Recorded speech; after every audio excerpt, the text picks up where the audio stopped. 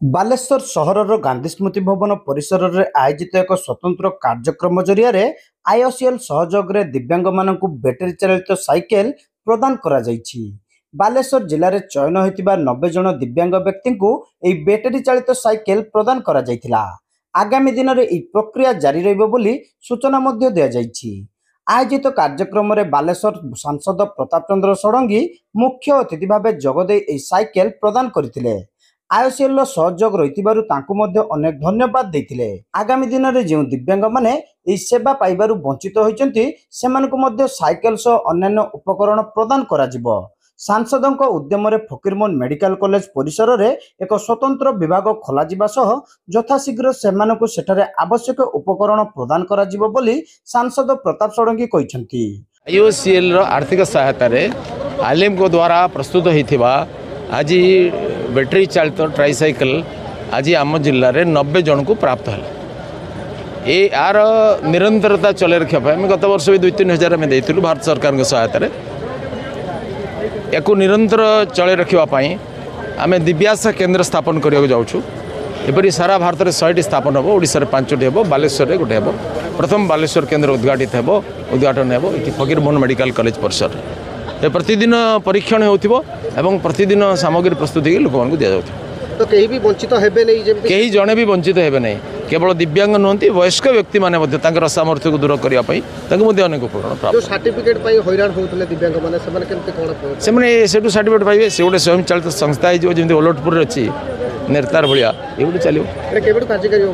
एटा parliament परे आरंभ करबा। श्री गोपीनाथ बारिक मु बरुण सिंह ग्राम पंचायत रु जड़े दिव्यांग भाई सरकार जो प्रयासटा बहुत भल लगे आम मानक किंतु सरकार को छोटिया नवेदन करूँ कि ये दिव्यांग भाई मान को क्वालिफिकेशन अनुसार किसी कर्म नियुक्ति चांस दियंते ताने बहुत भाई भाई उपकृत होते एवं जो भाई माने आमर कम पाठ पढ़ी जब किसी आमर आर्थिक सहायता करके गोटे दुकान बजार कर दियंते बहुत भल हुंता।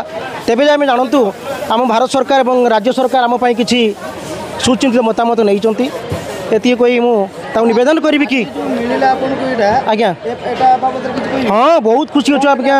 ये जो आमर जो प्रयास जारी रही है इंडियन ऑयल कॉर्पोरेशन तरफ बहु महान सदस्य ये हाथ बढ़ाई आमको उपकार देते गोटे आम विशेष विशेष धन्यवाद देवा संगे संगे बहुत सहायक हम। सहायक करके आम यातायात जोटा आम बुली पार नु देखी पार नु आम बुली पारू देखी पारू दुनिया को आम देखी पारू उपभोग करूँ अशेष अशेष धन्यवाद से भाई मानक जी आमको सहायता हाथ बढ़ाई आम उपकार वो प्रयास ये सर आम भावुचे निश्चित साटिस्फाई हो पार आम माध्यम सब बुली पारू देखी पारू आम जो अंधार भितर गति करूँ एवं दुनिया आलोक आसीपारुचु सेटा आमर गोटे बहुत बड़ प्रति आमर बहुत आशीष रही से आमको बहुत उपकार कर बहुत खुशी अच्छु आज्ञा। अन्यमानक मध्यरे सदर विधायक मानस कुमार दत्त, रेमुणा विधायक गोविंद चंद्र दास, जिला परिषद अध्यक्ष नारायण प्रधान जोगदेई आईओसीएल पक्षरु आयोजित यह कार्यक्रम को साधुवाद जणाइबा सहित आगामी दिन में यह सेवा जारी रखा परामर्श देते।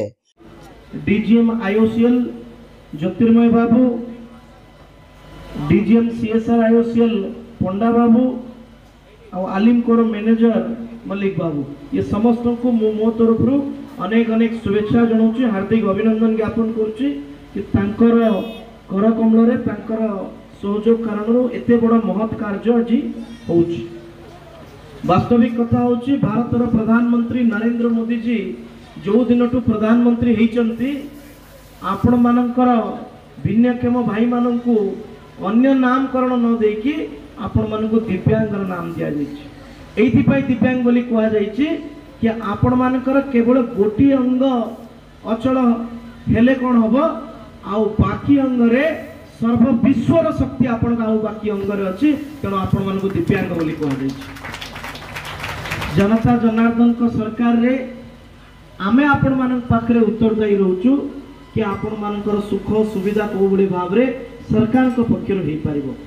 एबे अनेक लोक मते सकाळे टिके अभियोग करुले कि आमे रहीगला आमे पाइले नहीं।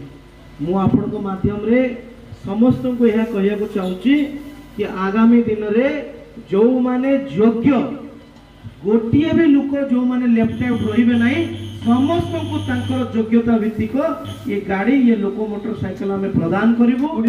भिन्नक्षम लोक रही जाउछंती मु आशा करिमी आउ थरे गवर्नमेंट आम जिलू ऑफिसर मान जो अच्छा लिस्ट नहीं कि आहरी किसी लोक दि जाऊ आशा रखी आम जो जिला अच्छा मंगल अधिकारी ऑफिसर जो अनुरोध करी से लिस्ट दिंतु आमर नना भी अनुरोध करी सी भी भारत सरकार जो ये आईसीएल अच्छी माध्यम करके आनंद लोक मान दिंतु लोक मैंने उपकार पातु आमर प्रधानमंत्री जे कि दिव्यांग कहते जो दिव्यांगर से माने किभली भावे तांकर सामाजिक से माने मुक्त स्रोतरे तांकर आर्थिक अवस्था उन्नति होगा संगे संगे से किभली निज गोड़े ठिया हेबे सेतिपई एभली एक योजना करा जायछि जेति कि आपण मानकर जीवन जीविका को किभली गतिशील करेबे। पर सांसद एवं अन्यान्य अतिथि माने दिव्यांग मानकु साइकेल प्रदान करथिले।